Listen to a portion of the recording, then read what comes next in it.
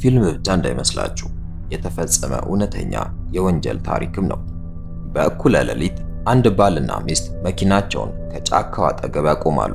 ካሜሮን የተባለው አስክሬንና አካፋ ከተሽከርካሪው የኋላ ዕቃ ማስቀመጫ ትራንክ ውስጥ ያወጣና መቃብር መቆፈር ይጀምራል። ሚስቱ ጃኒስ አካባቢውን ትጠብቃለች።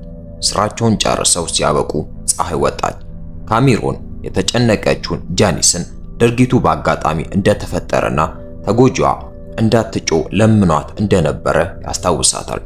ከተወሰነ ጊዜ በኋላ በካሊፎርኒያ ኮሊን በመንገድ ዳር ቆማ መኪና ለማስቆም ትሞክራለች። በርካታ መኪኖች ችላ ብለዋት ካለፉ በኋላ በመጨረሻ በካሜሮንና በጃኒስ መኪና ውስጥ ትገባለች። በጉዟቸው ወቅት ይጫወታሉ። ኮሊንም ለጓደኛዋ የልደት በዓል ከኦሪገን እንደመጣች ታጋራቸዋለች። ሆኖም ግን ጉብኝቱ ድንገተኛ በመሆኑ ጓደኛዋ እንደምትመጣ እንደማታውቅ ትነግራቸዋለች። ነዳጅ ማደያ ሲቆሙ ኮሊን ወደ መጸዳጃ ቤት ስትሄድ ካሜሮን ከትራንክ ውስጥ አንድ የእንጨት ሳጥን ያወጣል። ኮሊን ስትመለስ በጀርባው ወንበር ላይ ያለውን ሳጥን ብታስተውልም ምንም አስተያየት ግን አልሰጠችም። ወደ መንገዳቸው ከተመለሱ በኋላ ካሜሮን በአቅራቢያው የበረዶ ዋሻዎች እንዳሉ ጠቅሶ ሊያዩዋቸው እንደሚገባ ይናገራል። መኪናው ከመንገድ ወጣ ብሎ ይቆማል። ጃኒስም ወደ ዋሻዎቹ ለመድረስ ቀሪውን መንገድ በእግር መጓዝ እንዳለባቸው ታስረዳለች። ኮሊን ዞር እንዳለች ካሜሮን ከጀርባዋ ይዟት በቢላዋ ይዝትባታል። በመቀጠልም ካቴና ለማሰር አይኖቿን ለመሸፈን እና አፏን ለማፈን ወደ መኪናው ያስጠጋታል። ከዚያም እንደገና መኪናው ውስጥ እንድትቀመጥ ያደርጋትና እግሮቿን ካሰረ በኋላ ጭንቅላቷን በሳጥኑ ውስጥ እንድታስገባ ያስገድዳታል። በመጨረሻም የባልና ሚስቱ ቤት ሲደርሱ ካሜሮን ኮሊንን ወደ ምድር ቤት ቤዝመንት ከመውሰዱ በፊት የሚላትን እንድትታዘዝ ያስጠነቅቃታል። ሳጥን ላይ እንድትቆም ያደርግና ከጣሪያው ጋር በሰንሰለት አስሮ ልብሷን ይገፋዋል። ከዚያም የቆመችበትን ሳጥን በማንሳት እንድትንጠለጠል ያደርጋታል። ጃኒስ እንድታይ ከጠራት በኋላ ካሜሮን የኮሊንን ጀርባ በተደጋጋሚ በጅራፍ ይገርፋታል። ድርጊቱን ሲጨርስ ኮሊንን ከጠረጴዛ ጋር በሰንሰለት ያስራትና ጭንቅላቷን መልሶ ሳጥን ውስጥ ይከተዋል። ካሜሮን ከምድር ቤቱ ከመውጣቱ በፊት መብራቱን ያጠፋል። በማግስቱ ጃኒስ ስለ ኮሊን ያላትን ስጋት ትገልጻለች። ካሜሮን ግን ለጥቂት ቀናት ብቻ ሊያቆያት እንደሚፈልግና ከከተማው ውጪ ጥሏት እንደሚሄድ ይናገራል። ካሜሮን ወደ ስራ ከሄደ በኋላ ጃኒስ ለመጸለይ ብትሞክርም የኮሊን ማልቀስ በጆሮዋ ላይ ማስተጋባቱን አላቆመም። ሽጉጥ ይዛ ወደ ምድር ቤቱ ትወርዳለች። እዚያም ሳጥኑን ከፍታ ኮሊንን ምን እንደምትፈልግ ትጠይቃታለች። ኮሊን ወደ ቤቷ እንድትለቃት ትማጸናታለች። ለማንም እንደማትናገርም ትምላለች። ምሽት ላይ ካሜሮን ወደ ቤት ይመጣል። ጃኒስን ችላ ብሎ ቀጥታ ወደ ምድር ቤት ይወርዳል። እዚያም ለኮሊን ከጮኸች አንገቷን እንደሚቆርጥላት ይነግራታል። ከዚያም ከሳጥኑ ውስጥ አውጥቶ ውሃ እንድትጠጣ አፏ ላይ የታሰረውን ይፈታል። ሽንት መቅጃ ላይ እንድትሸና ሲነግራት ኮሊን እሱ እያያት ማድረግ እንደማትችል ትናገራለች። ካሜሮንም የዞረ በመምሰል ይደበቃታል። ከዚያ በኋላ ኮሊን ምንም እንኳ የመብላት ፍላጎት ባይኖራትም ካሜሮን ዳቦ እንድትበላ ያስገድዳታል። ይህንን ለምን እንደሚያደርግ ስትጠይቀው ማድረግ ስለምችል ነው ብሎ ይመልስላታል። ከዚያም ግርፋቱ እንደገና ይጀመራል። ፎቁ ላይ ጃኒስ የኮሊን ጩኸት እንዳይሰማት ሙዚቃ ትከፍታለች። ቆየት ብሎ አልጋ ላይ ጃኒስ ኮሊን ወደ ፖሊስ ትሄዳለች በሚል መፍራቷን ለካሜሮን ትነግረዋለች። ሆኖም ግን ካሜሮን ኮሊንን ማቆየት እንዳለባቸው ይወስናል። ይህም ጃኒስን በጣም ምቾት ነሳት። ሊያረጋጋት ሲልም ኮሊንን በማቆየቱ ምክንያት ከእንግዲህ ጃኒስን እንደማይመታት እና የራሳቸውን ቤተሰብ መመስረት እንደሚችሉ ይነግራታል። ጃኒስ በሐሳቡ ተስማማለች። ከተወሰነ ጊዜ በኋላ ኮሊን ካሜሮን በምድር ቤቱ ውስጥ እንደገና አንድ ነገር ሲሰራ ትሰማለች። በመቀጠል በአዲስ ሰንሰለት ያስራትና ወደ ጨረሰው ስራው ይወስዳታል። ይህም ሙሉ አካሏን በውስጥ መያዝ የሚችል የእንጨት ሳጥን ነበረ። ኮሊን ደንግጣ የሳጥኑን ክዳን ብትመታው ካሜሮን ግን ቆልፎት ነበረ። እንዲሁም እንድትተነፍስ ከሳጥኑ ጋር ያገናኘውን የአየር ማጣሪያ ያበራል። በዚያ ምሽት ኮሊን ወደ ቤቷ እንደተመለሰች በማሰብ ራሷን ለማረጋጋት ትሞክራለች። ሆኖም ግን አእምሯ በእገታው ትዝታዎችና ወደ ወደ ካሊፎርኒያ ብቻዋን እንድትጓዝ ባልፈለገው አባቷ ጋር በነበራቸው ክርክር ይናወጣል። ከጥቂት ጊዜ በኋላ የኮሊን የቤት አከራይ ለወላጆቿ ይደውላል። ምክንያቱም የቤት ኪራይ የምትከፍልበት ጊዜ ደርሶ ስልኳን ግን አታነሳው። ወላጆቿም ከእሷ ምንም ወሬ ስላልሰሙ ወደ ፖሊስ ለመሄድ ይወስናሉ። አንድ ፖሊስ ሪፖርታቸውን ይቀበላል። ነገር ግን ኮሊን ትልቅ ሰው በመሆኗ የወንጀል ማስረጃ እስካልተገኘ ድረስ የመጥፋት መብት እንዳላት ይገልጽላቸዋል። ከ6 ወራት በኋላ ጃኒስ ካሜሮንን በስራ ቦታው ላይ ታገኘዋለች። እርጉዝ መሆኗንም ትነግረዋለች። እሱ ግን በዚያ በጣም የተደሰተ አይመስልም። ጃኒስ አሁን ኮሊንን የሚያስወግዱበት ጊዜ እንደሆነ ታስባለች። ሆኖም ካሜሮን ፈቃደኛ ሳይሆን ቀርቶ ኮሊን ወደ ፖሊስ ብትሄድ የሚመጣውን አደጋ ያስታውሳታል። ከተጠለፈች 8 ወራት በኋላ አከራዩ ባልና ሚስቱ ወደ ቤት ሲመጡ እና ጃኒስ በምርኩዝ ስትራመድ ያስተውላል። ካሜሮን ግን ደህና መሆኗንና የመገጣጠሚያ ሕመም ብቻ እንደሆነ ይናገራል። በመቀጠል አከራዩ የምድር ቤቱን መጠገን እንዳለበት ያስታውሳቸዋል። ካሜሮንም አመቺ በሚሆንበት ጊዜ እንደሚያሳውቀው ቃል ይገባል። ባልና ሚስቱ ወደ ቤታቸው ይገባሉ። ጃኒስም የእግር ጉዳቷ እንደሚያማት ታማርራለች። ይህ ለካሜሮን አዲስ ሐሳብ ይሰጠዋል። ስለዚህ የባሪያ ውል ኮፒ ለማግኘት የቆሸሹ መጽሔቶቹን ይፈትሻል። መጽሔቱን ወደ ኮሊን ይዞ በመሄድ ያንን ጽሑፍ ለጻፈ ኩባንያ እንደሚሰራ እና እሷ በእሱ ምድር ቤት ውስጥ እንዳለች እንደሚያውቁ ይናገራል። ይህ ኩባንያ ጥበቃ እንደሚያደርግ፣ ስለዚህ የእሱ ባሪያ ለማምለጥ ከሞከረች ተከታትለው እንደሚይዟት ይናገራል። የኮበለለችን ባሪያ ለመያዝ የማይሰሩት ወንጀል የለም፣ ቤተሰቦቿንም ጭምር ይቀጣሉ። በመቀጠል ካሜሮን የኮሊንን እና የእህቷን ፎቶግራፍ አውጥቶ የወላጆቿን አድራሻ በመጥቀስ በተዘዋዋሪ ያስፈራራታል። እንዲሁም ጃኒስ ቀደም ሲል ባሪያ ስለነበረች እግሯ እንደተጎዳ ይዋሻል። የቀድሞ ጌታዋ በደል ያደርስባት ስለነበር ለማምለጥ ስትሞክር በኩባንያው እንደተያዘች ይነግራታል። ሰቅለው እግሯን በከፍተኛ ሁኔታ እንዳጣመሙባት ካሜሮን ገዝቶ ሚስቱ ባያደርጋት ኖሮ ኩባንያው እንደሚገላት ይተርክላታል። እነዚህ ሁሉ ታሪኮች ውሸቶች ነበሩ። ነገር ግን ኮሊን በፍርሃት ላይ ስለነበረች አመነችው። ካሜሮን ኮሊንን እንደ አዲስ ባሪያው አድርጎ መመዝገብ እንዳለበትና ይህም $1500 እንደሚያስወጣው ያስረዳታል። እሱ ካልከፈለ ኩባንያው ኮሊንን ወስዶ አሰቃቂ ነገሮችን እንደሚያደርግባት ይነግራታል። በከፍተኛ ፍርሃት ውስጥ የወደቀችው ኮሊን ሁሉን ትፈርማለች። አእምሮዋም ይናወጣል። ከዚያ በኋላ ካሜሮን ኮሊንን ወደ ፎቅ ይወስዳታል። ረጅም ቀሚስ ይሰጣትና የአንገት ማሰሪያ ያደርግላታል። ይህም የኩባንያው መታወቂያ እንደሆነ ይነግራታል። ቀጥሎም ጥቂት ደንቦችን ያወጣል። ስሟ ኬይ ብቻ ተብሎ እንደሚጠራ፣ ካሜሮንን ጌታዬ፣ ጃኒስን ደግሞ እመቤቴ ብላ መጥራት እንዳለባትና ለሁለቱም ፍጹም ክብር መስጠት እንዳለባት ይደነግጋል። ይሄ ማለት መናገር የምትችለው ሲፈቀድላት ብቻ ሲሆን ለሚሏት ነገር ሁሉ መገዛት አለባት። ካሜሮን አቴንሽን ብሎ ሲጮህ ልብሷን አውልቃ ራሷን ደፍታ ጣቶቿን ወደ ጣሪያው ዘርግታ መቆም አለባት። አዲሱን ደንብ መረዳቷን ለመፈተሽ ካሜሮን ትኩረት ይላል። ኮሊንም ፍጹም በሆነ መንገድ መመሪያዎቹን በመከተል ትሮጣለች። እሷን መነካካት ሲጀምር በጃኒስ ይቋረጣል። ቅናቷን ሲመለከት ስልጠና ብቻ እያደረገ እንደሆነ ይናገራል። ኮሊን ልብሷን እንድትለብስ አድርጎ ወለሉን እንድታሽ ይልካታል። እየሰራች ሳለ ኮሊን መጽሐፍ ቅዱስ ታገኛለች። ነገር ግን ጃኒስ ወዲያውኑ ትቀማታለች። ኮሊን ክርስቲያን መሆኗን ስትጠይቃት ጃኒስ ወለሉን እንደገና እንድታጸዳ የቆሸሸውን ባልዲ በእርግጫ ትደፋባታለች። ከተወሰነ ጊዜ በኋላ አከራዩ መስኮቶቹ ሁል ጊዜ የተሸፈኑ በመሆናቸው ሁሉም ነገር ሰላም መሆኑን ይጠረጥራል። ካሜሮን ቤቱን ቀዝቃዛ ለማድረግ እንደሆነ ብቻ ይናገራል። ከወራት በኋላ በገጠር በሚገኝ አዲስ ቤት ውስጥ ጃኒስ ስትወልድ ኮሊን ሁሉንም ነገር በሳጥን ውስጥ ሆና ትሰማለች። ሁሉም ነገር ሲያበቃ ካሜሮን ከሳጥኑ ያወጣታል። አልፎ ተርፎም ሴት ልጁን እንድታቅፍ ይፈቅድላታል። ከተጠለፈች ከ2 ዓመት በኋላ ጃኒስ ኮሊን በምታደርገው ነገር ሁሉ ማማረሯን ትቀጥላለች። ኩባንያው ሊወስዳት እንደሚገባም ትናገራለች።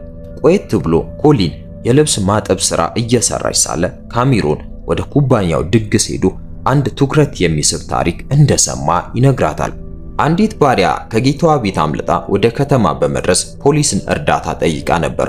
ሆኖም ግን ፖሊሱ የኩባንያው አባል ስለነበር የቀዶ ጥገና ሐኪም እግሮቿን፣ እጆቿንና ምላሷን እንዲቆርጥ በማድረግ ቀጣት። እንዲሁም አይኖቿንና ጆሮዎቿን ለማውጣት የወታደር መሳሪያ የተጠቀመ ሲሆን ፀጉሯን ጎንጉነው በጌታዋ አልጋ አጠገብ እንዲንጠለጠል አደረጉት። በቱቦ ምግብ ትመገብ የነበረ ሲሆን ለመሞትም 1 ዓመት ፈጅቶባታል። ካሜሮን እነዚህን ታሪኮች የሚፈጥረው ኮሊን ለማምለጥ በጣም እንድትፈራ ለማድረግ ነው። እሱም በማግኘቷም እድለኛ እንደሆነች ይነግራታል። ከተወሰነ ጊዜ በኋላ ካሜሮን የኮሊንን የአንገት ማሰሪያ ያወልቅና ወደ ስራ ቦታው አብራው እንድትሄድ ያደርጋታል።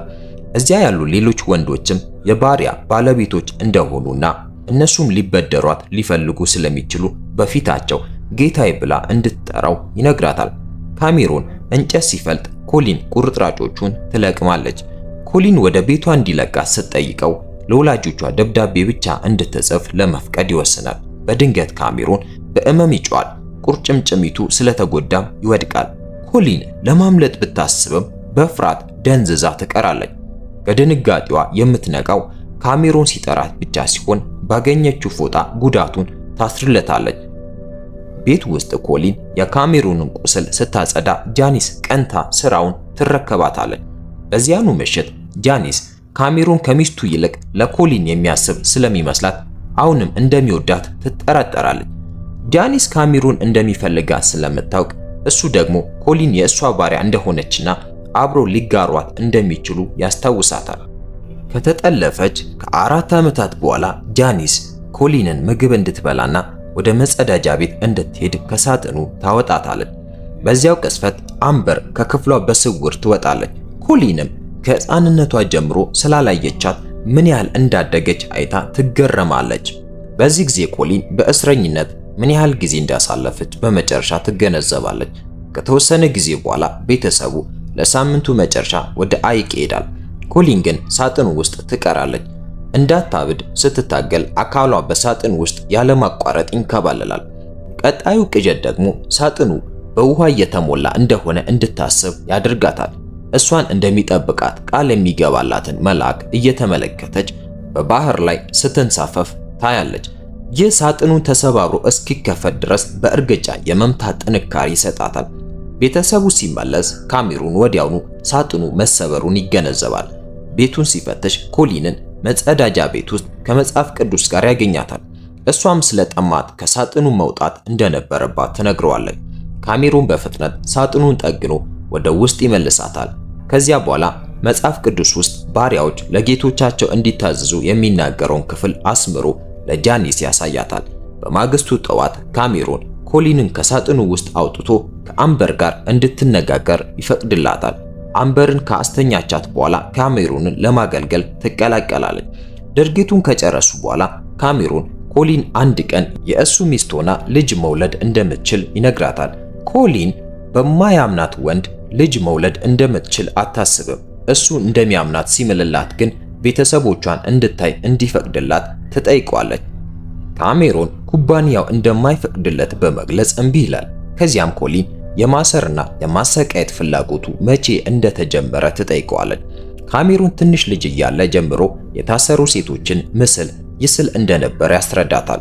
ይህንን እንዲሞክር የፈቀደችለት የመጀመሪያዋ ሴት ጃኒስ ነበረች። አንድ ሰው በአምበር ላይ ይህንን ለማድረግ ቢሞክር ምን እንደሚያደርግ ኮሊን ስትጠይቀው ካሜሮን እንደሚገድላቸው ይናገራል።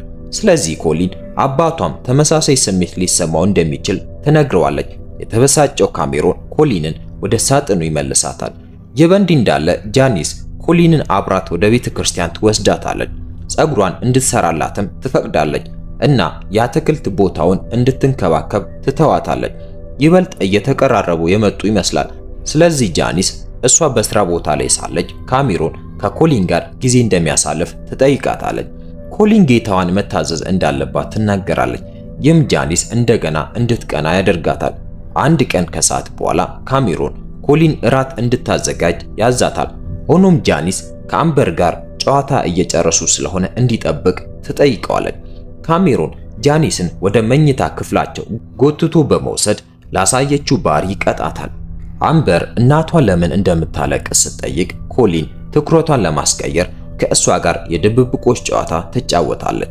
ቆይት ብሎ ኮሊን ጃኒስን ታጽናናታለች። ከ6 ወራት በኋላ ካሜሮን ኩባንያው ወላጆቿን እንድትጎበኝ እንደፈቀደላት ለኮሊን ይነግራታል። ወደ ኮሊን የልጅነት ቤት ሲደርሱ ካሜሮን ምንም አይነት ሙከራ እንዳታደርግ ካልሆነ ኩባንያው ቤተሰቦቿን እንደሚጎዳ ያስታውሳታል። ወደ ውስጥ ይገባሉ። ሁሉም ሰው ኮሊንን በማየቱ ይደሰታል። እሷም ካሜሮንን ማይክ ብላ ታስታውቃለች። እሱ ግን እዚያ አይቆይም። በምሳ ሰዓት ቤተሰቡ ታሪኮችን ይጋራል። ኮሊንም ምን ያህል ነገሮች እንዳመለጧት በማሰብ ትደነግጣለች። ወደ መጸዳጃ ቤት ስትሄድ እህቷ ለወላጆቻቸው አንድ ልክ ያልሆነ ነገር እንዳለ ትናገራለች። ሆኖም ግን አባቷ ኮሊን በሆነ አምልኮት ውስጥ ገብታ ከሆነ እንዳያስደነግጧት በመጥቀስ እንድትረጋጋ ይጠይቃታል። ቅዳሜና እሁድን ሙሉ እንደምትቆይ ቃል ትገባለች። ወላጆቿ ወደ አልጋ ከሄዱ በኋላ እህቷ እውነቱን ለመጠየቅ ትሞክራለች። ነገር ግን ኮሊን ለመመለስ ፈቃደኛ ሳትሆን ትተኛለች። በማግስቱ እህቷ እንደገና ከኮሊን ጋር ለመነጋገር ትሞክራለች። ሆኖም ግን ያ ቅጽበት በካሜሮን መምጣት ይቋረጣል። ነገ መምጣት የነበረበት ቢሆንም ስብሰባው ቀድሞ እንደተጠናቀቀና ወደ ቤት የሚመለሱበት ጊዜ እንደሆነ ይናገራል። ካሜሮን እሱና ኮሊን በቅርቡ እንደሚጋቡ ለቤተሰቡ ይነግራቸዋል። እናቷ ጥቂት ፎቶዎችን ታነሳለች። አባቷም ስልክ ቁጥር ይጠይቃል። ካሜሮን ግን የመኖሪያ ቦታ እየቀየሩ እንደሆነ ይናገራል። ወደ ቤት ሲመለሱ ካሜሮን መጋባት እንዳለባቸው ይወስናል። ኮሊን ስለ ጃኒስ ስትጠይቅ ካሜሮን በመጨረሻ መቀበል እንዳለባት ይናገራል። ይህንን ንግግር በውጭ የነበረችው ጃኒስ ትሰማቸዋለች። ትኩረታቸውን ለመስረቅ በከፍተኛ ድምፅ ወደ ቤት ትገባለች። በማግስቱ ጠዋት ጃኒስ ዕቃዎቿን ትጭናለች። በትዳሯ ውስጥ በጣም ብዙ ሰዎች ስላሉ ከአምበር ጋር እየለቀቀች እንደሆነ ታውጃለች። ካሜሮን ሊያስቆማት ቢሞክርም ጃኒስ ወደ ፖሊስ እንደምትሄድ ትዝትበታለች። በታክሲም ከልጇ ጋር ትሄዳለች። ከዚያ በኋላ ኮሊን ካሜሮን ለማጽናናት ትሞክራለች። እሱ ግን ተበሳጭቶ እየጮህባት ልብሷን እንድታወልቅ ያደርጋታል። በመቀጠል ወደ መጋዘኑ ይጎትታትና በተደበቀ ምድር ቤት ውስጥ እንድትቆይ ያስገድዳታል። መውጣት እንዳትችልም መሰላሉን ይዞባት ይሄዳል። ካሜሮን ሲሄድ ዝናብ እየዘነበ ስለነበር ውሃው ወደ ውስጥ ይፈስ ነበረ። ኮሊንም በጣም በረዳት። በድንገት የምድር ቤቱ በር ይከፈታል። ጃኒስን በማየቷ ትደነግጣለች። እሷም መሄድ እንዳለባቸው ነገረቻት። ኮሊን አሁንም አእምሯ ስለተገዛ መቆየት ትፈልጋለች። ስለዚህ ጃኒስ አንድ ታሪክ ነገረቻት። ካሜሮን ጃኒስን ወደ ጫካ በመውሰድ ሰቅሎ ያንን የተዛባ ፍላጎቱን ያረካባት ነበር። ኮሊንን ከመገናኘታቸው አንድ ዓመት በፊት ሌላ መንገድ ላይ መኪና የምታስቆም ሴት አግኝተው ጠልፈዋት ነበር። ሆኖም ግን መጮህ ስላላቆመች ካሜሮን ገደላት። ከዚያን ጊዜ ጀምሮ ጃኒስ በዚያ ኃጢአት መኖር አልቻለችም። ካሜሮን እስኪመለስ ድረስ ሁለቱም ሴቶች ጠፍተዋል። በአውቶቡስ ጣቢያው ላይ ጃኒስ ለኮሊን መቼም ቢሆን ኩባንያ የሚባል ነገር እንዳልነበረ ትነግራታለች። ይህ በመጨረሻ ውሸቱን ይሰብርላታል። ስለዚህ ኮሊን በመጨረሻ ወደ ቤቷ ለመመለስ አውቶቡስ ተሳፈራለች። ይህ በእውነተኛ ታሪክ ላይ የተመሰረተ ነው።